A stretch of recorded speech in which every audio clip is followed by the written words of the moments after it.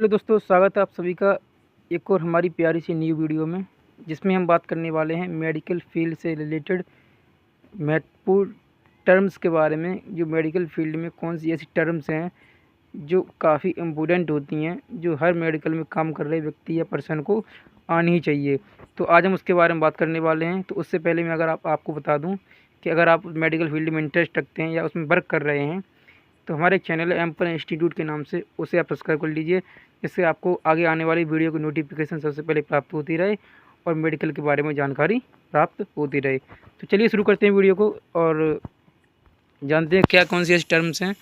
तो हमारा ये चैनल है एम्पर इंस्टीट्यूट, इसे आप सब्सक्राइब कर लीजिएगा। तो इसके बारे में बात करते हैं मेडिकल लाइन में यूज होने वाले महत्वपूर्ण टर्म्स के बारे में। ठीक है दोस्तों, इसके बारे में हम आज बात करने वाले हैं। तो सबसे पहले बात करते हैं हम एंटीबायोटिक। एक टर्म होती है एंटीबायोटिक, जो मेडिकल फील्ड में काफ़ी यूज होती है, आपने नाम भी सुना होगा इसका। तो एंटीबायोटिक क्या होती है? तो एंटीबायोटिक बैक्टीरियल इन्फेक्शन के लिए यूज होने वाली एक मेडिसिन है, जो बैक्टीरिया को किल या उसकी वृद्धि को कुछ समय के लिए रोकती है। ठीक है दोस्तों, एंटीबायोटिक अर्थात बैक्टीरिया के विरुद्ध कार्य करना एंटीबायोटिक कहलाता है। और इसमें अगर आप इस मेडिसिन को लेते हैं, अगर आपको बैक्टीरियल कोई इन्फेक्शन हुआ है, तो इसके द्वारा या तो बैक्टीरिया की कोई पूरी ग्रोथ रुक जाती है और या फिर उसको मेडिसिन वो उस बैक्टीरिया को पूरा किल कर देती है। ठीक है दोस्तों, आगे बात करें अगर हम इसमें, तो दूसरा टॉपिक है असेप्टिक। ठीक है, असेप्टिक की बात करें तो रोगाणुओं से मुक्त स्थित, जो आमतौर पर सर्जरी में इन्फेक्शन को रोकने के लिए ही होती है।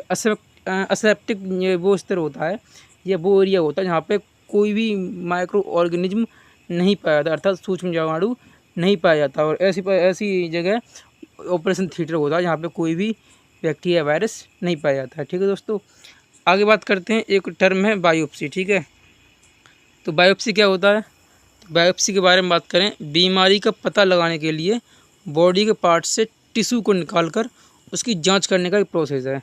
जैसे आपने सुना होगा कैंसर की जैसे जांच करते हैं, तो किसी सेल में हमें पता लगता है, शक होता है कि इसमें कैंसर हो सकता है, तो उस जगह से कोई छोटा सा डॉक्टर्स एक टिश्यू लेते हैं और उस टिश्यू को काट कर लेबोरेटरी में जांच के लिए भेजते हैं, जिससे इससे पता लगाया जा सकता है कि उसमें कैंसर है या नहीं है। इस परिस्थिति को हम बायोप्सी बोलते हैं। तो बायोप्सी के बारे में आप जान चुके होंगे। आगे बात करते हैं हम, नेक्स्ट टॉपिक है एक्यूट। ठीक है, एक्यूट के बारे में बात करते हैं।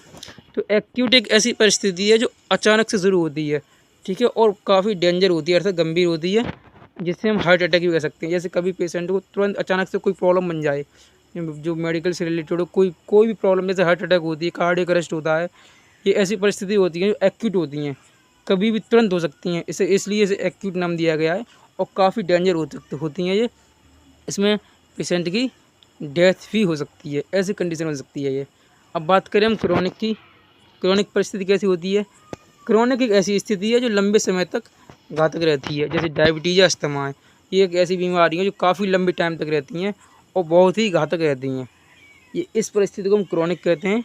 तो एक्यूट और क्रोनिक काफ़ी डेंजर परिस्थिति होती हैं। अब बात करें आगे ईडिमा। ईडिमा आपने एक शब्द सुना होगा। ईडिमा क्या होता है? टिश्यूज में फ्लूइड का जमा हो जाना, जिसे हम स्वेलिंग कहते हैं। अर्थात आप एक तरीके से समझ सकते हैं कि अगर किसी व्यक्ति को सूजन हो जाती है तो उसमें टिश्यूज में फ्लूइड एकत्रित हो जाता है, तो इस कंडीशन को हम ईडिमा बोलते हैं।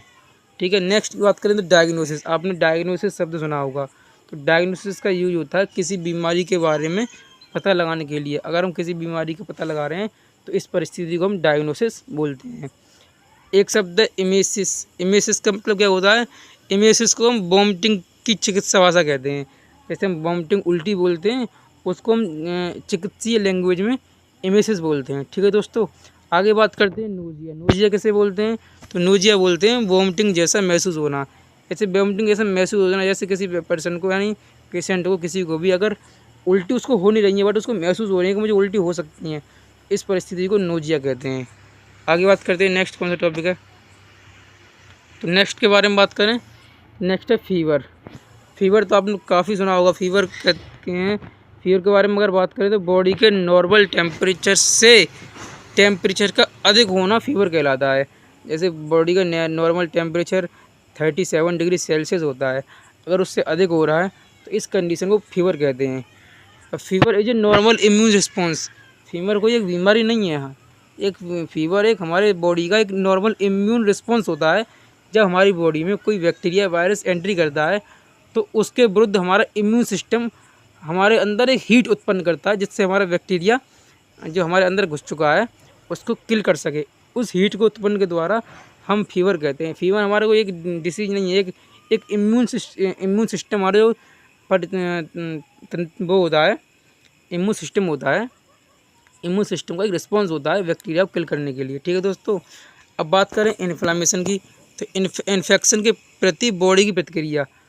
जब हमारी बॉडी में कोई इन्फेक्शन हो जाता है तो उस इन्फेक्शन को रोकने के लिए हमारे अंदर एक इन्फ्लामेशन, अर्थात एक तरीके से समझ लीजिए एक चारों तरफ से स्वेलिंग से समझ लीजिए, जिसे हम इन्फ्लामेशन बोलते हैं, उसके बॉडी की प्रतिक्रिया हमारे इम्यून सिस्टम की, ये भी एक प्रतिक्रिया है इन्फ्लामेशन। सिम्टम्स आपने सुना होगा। सिम्टम्स के बारे में बात करें तो किसी बीमारी द्वारा होने वाले लक्षण, जैसे किसी पेशेंट को जो बीमारी होती है, चाहे आप फीवर समझ लीजिए या आप सर्दी खांसी जुकाम समझ लीजिए, इससे आप जब जो कोई भी लक्षण उत्पन्न होता है तो इस कंडीशन को हम सिम्टम्स बोलते हैं। अब हम आगे बात करें तो आगे नेक्स्ट है ऑइंटमेंट। ऑइंटमेंट आपने काफ़ी सुना होगा। ऑइंटमेंट को देसी लैंग्वेज में ट्यूब बोलते हैं। ट्यूब इसे स्किन पर लगाने के लिए एक मोटा चिकना पदार्थ होता है। जैसे पोवाइड की बात करें, पोवाइड एक बीटाडीन का एक क्रीम होती है, ट्यूब होती है, जिसमें ये ऑइंटमेंट भरा होता है। ठीक है, ये हमारे जो घाव होता है, घाव का खुला घाव होता है, उसमें यूज की जाती है अगर पोवाइड की बात करें तो। नेक्स्ट बात करें ईसीजी। ईसीजी को हम इसकी फुल फॉर्म की बात करें तो इसे बोलते हैं इलेक्ट्रोकार्डियोग्राम। ईसीजी को तो हार्ट के अंदर होने वाली गतिविधि को, जो हमारे हार्ट के अंदर गतिविधि होती है, उस गतिविधि को इलेक्ट्रिसिटी गतिविधि में रिकॉर्ड करता है ईसीजी। हमारी हार्ट के अंदर जो धड़कनें चलती हैं उस धड़कनों को ईसीजी इलेक्ट्रिसिटी के रूप में रिकॉर्ड करता है और एक पर्चे के ऊपर साइन करके दिखा देता है। इससे हमें ईसीजी से पता चल जाता है कि हमारे हार्ट में क्या प्रॉब्लम है, क्या चल रहा है। ठीक है दोस्तों, आपने एक शब्द सुना होगा डिहाइड्रेशन, जिसे बोलते हैं पानी की कमी होना, बॉडी में फ्लूइड का लॉस होना। इस कंडीशन को हम डिहाइड्रेशन बोलते हैं। तो दोस्तों, वीडियो कैसी लगी कमेंट करके जरूर बताना और हमारे चैनल को सब्सक्राइब जरूर कर लेना, जिससे आपको आगे आने वाली वीडियो को नोटिफिकेशन सबसे पहले मिलती रही। Thanks for watching this video.